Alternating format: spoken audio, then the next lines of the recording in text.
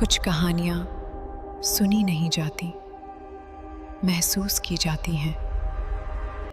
कहते हैं जब इंसान मजबूरी में ऐसी राह पर कदम रखता है जहां हर दीवार, हर छाया किसी अंधेरी कहानी का हिस्सा होती है।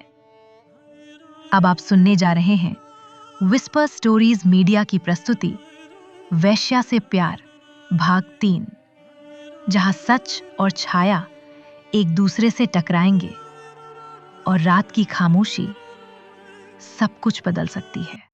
काजल ने कहा, ये कौन है? एक खूबसूरत बला मेरे सामने खड़ी थी। अगर ये मुझे कहीं और मिल जाती तो मैं मान ही नहीं सकता था कि ये कोई जिस्म का धंधा करने वाली लड़की होगी। ये तो असल में मेरे कॉलेज के उन लड़कियों से भी ज्यादा खूबसूरत थी जो कि मेरे साथ पढ़ती थीं और मुझे बिल्कुल भी भाव नहीं देती थीं। बॉडी बिल्डर ने कहा, ये तेरे साथ ही रहेगा अब से, इसी खोली में। वो अजीब निगाहों से मुझे देखने लगी। उसने कहा, अरे इतनी छोटी सी तो खोली है मेरी, इसमें अब इसे कहां रखूं? वो लगभग रुआंसी सी हो गई। फिर बोली, कुछ दिन काम नहीं किया तो मौसी मेरे साथ अब ऐसा करेगी? वो सच में रुआंसी हो गई थी। ऐसा लगा कि अब रोने ही वाली है। बॉडी बिल्डर ने जवाब दिया, वो मुझे नहीं पता। मौसी ने कहा है कि ये लड़का अब तेरे साथ ही रहेगा। ये शकील भाई के लिए काम करने आया है यहां पर। वो फिर से मुझे खा जाने वाली निगाहों से देखने लगी। उसने कहा, मेरी तबीयत थोड़े दिनों में ठीक हो जाएगी, फिर तो मैं धंधे में आ जाऊंगी ना फिर से। बॉडी बिल्डर ने कहा, 2 महीने से तूने किराया नहीं दिया है और ये तेरी मुसीबत है। अगर कुछ कहना है तो मौसी से बोल, मुझे तंग मत कर अब। वो बॉडी बिल्डर वहां से चला गया। काजल मेरी तरफ मुड़ी। वो लगभग मेरी ही उम्र की थी। तीखे नैन नक्श की मल्लिका, मासूमियत उसकी आंखों से छलक रही थी और नाजुक सी देह, लेकिन मुंह खोलती तो बिल्कुल तीखी मिर्च जैसे। कसा हुआ बदन था जो अभी अभी जवान हो रहा था। मैं उसके चेहरे में थोड़ी देर के लिए खो गया था। उसने पूछा, क्या देख रहा है? मैं हड़बड़ा गया और बोला, कुछ नहीं, बस। उसने आदेश दिया, चल अंदर आजा। वो अपने मुसी रूखे स्वर में बोली। मैं अंदर दाखिल हुआ। मेरे पीछे कमरे का दरवाजा बंद कर दी। मैं थोड़ा घबराया, जिसे काजल ने भी महसूस किया, और वो हंसने लगी। उसने मजाक उड़ाते हुए कहा, क्या हुआ, कभी किसी लड़की के साथ कमरे में अकेले नहीं रहा है क्या? वो हंस रही थी। मैंने नाम ऐसे हिलाया। उसने कहा, तो यहां क्या करने आ गया बहनचोद?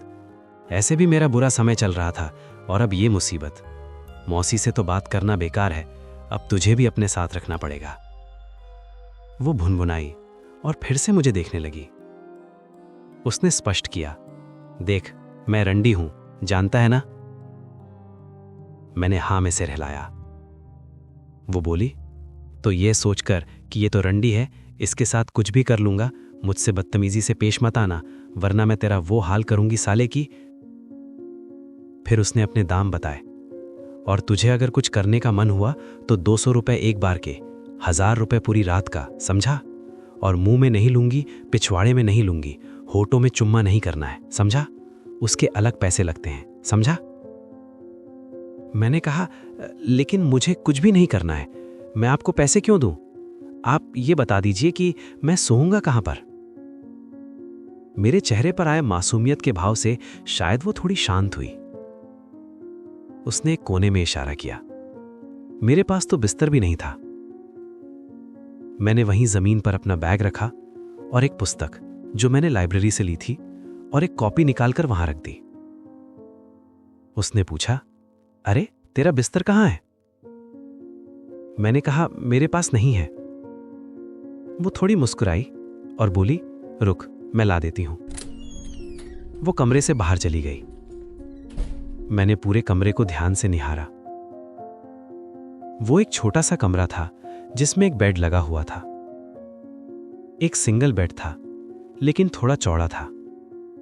एक लकड़ी का तख्त था जिस पर मोटा गद्दा बिछा हुआ था। कमरे की एक दीवार पर जॉन अब्राहम की एक बड़ी सी तस्वीर टंगी थी, जिसमें उसके डोले शोले दिख रहे थे। उसके सिक्स पैक एब्स को देखकर कोई भी दीवाना हो जाए। एक तरफ एक बड़े से दर्पण वाली अलमारी थी, जिसमें एक ड्रेसिंग बना हुआ था और वो लड़कियों के श्रृंगार के सामान से भरी हुई थी। उस बेड के बाद थोड़ी सी और जगह बच रही थी, जिसमें एक आदमी आराम से सो सके। एक कोने में कुछ बर्तन, राशन का सामान और एक गैस चूल्हा रखा था। कमरे से सटा हुआ ही टॉयलेट भी था, जिसमें मुश्किल से एक आदमी खड़ा हो पाता। मेरे लिए इतना ही काफी था। असल में मैं इससे भी बुरे हालात में रह चुका था और मुझे यहां सिर्फ सोने ही तो आना था। पढ़ाई के लिए लाइब्रेरी थी या कहीं गार्डन में बैठकर भी पढ़ सकता था। बाकी समय तो मेरा काम और कॉलेज में निकल जाएगा। यही तो मैं पिछले 6 महीने से कर रहा था। अब कम से कम मेरे पास एक स्थायी पता तो होगा। तभी कमरा फिर से खुला और काजल अंदर आई। साथ में वही पहलवान था जो मुझे छोड़ने आया था। उसके हाथ में एक गद्दा था। वो लाकर मेरे पास पटक गया और बिना कुछ कहे वहां से चला गया। मैंने उसे बिछाया और उस पर बैठ गया। काजल अब अपने बिस्तर पर बैठी थी और मेरी उस पुस्तक को ध्यान से देख रही थी। वो C++ की किताब थी, जो लगभग 2-3 हजार पन्नों की होगी। उसने हैरत से कहा, तुम इतना पढ़ लोगे? मैंने कहा, हां, ये पूरा थोड़ी पढ़ना रहता है, बस जितना काम का हो उतना ही। उसने पूछा, अच्छा, मौसी बता रही थी कि तुम इंजीनियर हो, क्या सच में? मैंने जवाब दिया, नहीं, मैं अभी पढ़ रहा हूं, पढ़ाई करके इंजीनियर बनूंगा। तो उसने कहा, तो अगर कमरे का पंखा बिगड़ गया तो तुम उसे बना देगे? मैंने उसे ध्यान से देखा। इसने मुझे मेरे गांव के लोगों की याद दिला दी। साले इंजीनियर को या तो मैकेनिक समझते हैं या इलेक्ट्रिशियन, और अगर कुछ ज्यादा पता हो तो ठेकेदार। मैंने कहा, नहीं, असल में मैं कंप्यूटर इंजीनियर हूं। उसने पूछा, वो क्या होता है? मैंने कहा, कल आ जाएगा, फिर बताऊंगा। उसने कहा, क्या आ जाएगा? मैंने जवाब दिया, कंप्यूटर। उसने बड़ी ही मासूमियत से कहा, देखो, मैं तुमसे कह रही हूं, मौसी के कारण तुम्हें यहां रहने दिया है, अब यहां और कोई कचरा नहीं चाहिए। ऐसे भी धंधे की हालत खराब है और तुम यहां और सामान लाने की बात कर रहे हो।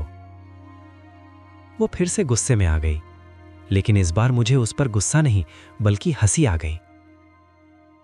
मैं हंस पड़ा। क्या हुआ? यूं क्या दांत दिखा रहे हो? कुछ नहीं। अरे वो इतना बड़ा थोड़ी होता है, वो तो मेरी कॉपी जितना होगा, कल आएगा तो देख लेना। वो मुंह बनाने लगी जैसे मैंने उसे चिढ़ा दिया हो। हाँ, जानती हूं, सब फिल्मों में देखा है मैंने। मैंने पूछा, तो तुम फिल्में देखती हो? उसने कहा, लेकिन बस सलमान और जॉन की। लगता है जॉन की दीवानी थी ये, इसे पटाकर रखना मेरे लिए आसान होगा। उसने व्यवस्था बताई। अच्छा सुनो, अब मेरी बात, खाने का पैसा लगेगा, तुम्हें खाना बनाना आता है? मैंने हाँ में सिर हिलाया।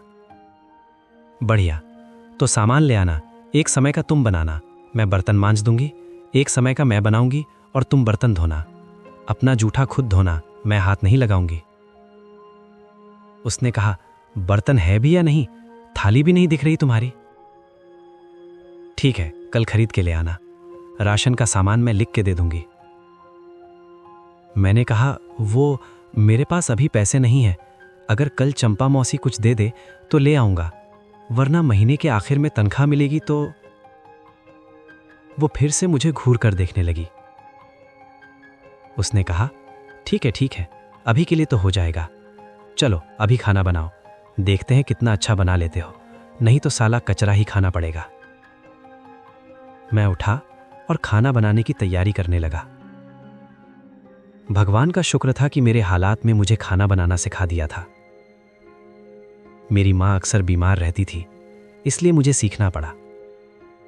घर का इकलौता बेटा था, ना कोई बहन ना भाई। मैं सब्जियां देखने लगा, फिर काजल की तरफ देखा जो मुझे ध्यान से देख रही थी। मैंने पूछा, क्या बनाऊं? उसने कहा, जो बनाना है बना दे। चल ऐसा कर, भिंडी ही बना दे रोटी के साथ। मैं भिड़ गया। काजल बाहर चली गई, न जाने किन से बात करने। कई औरतें कमरे में झांकती, मुझे देखकर हंसती और निकल जाती। फिर काजल से बात करने लगती। उनकी कुछ बातें मेरे कानों में भी पड़ रही थीं। एक औरत ने कहा, अरे काजल, ये तो अच्छा नौकर मिल गया है तुझे। काजल ने जवाब दिया, अरे मत पूछो, मौसी ने गले बांध दिया है साले को। वैसे लड़का अच्छा है, सीधा साधा। दूसरी औरत बोली, अरे लड़के कभी अच्छे होते हैं क्या?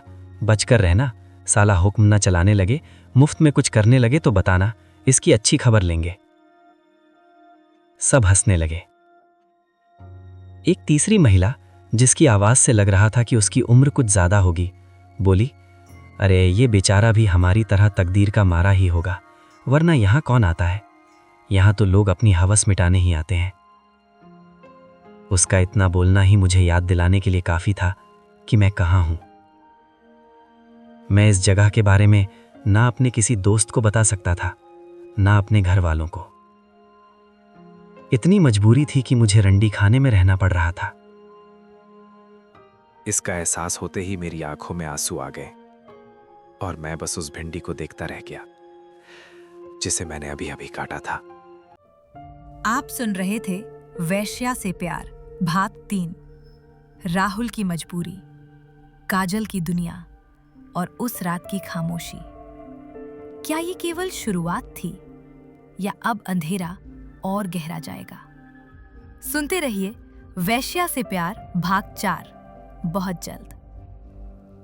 अगर ये कहानी आपको छू गई हो तो इस खामोशी को सब्सक्राइब कीजिए और फिर मिलेंगे एक और राज के साथ।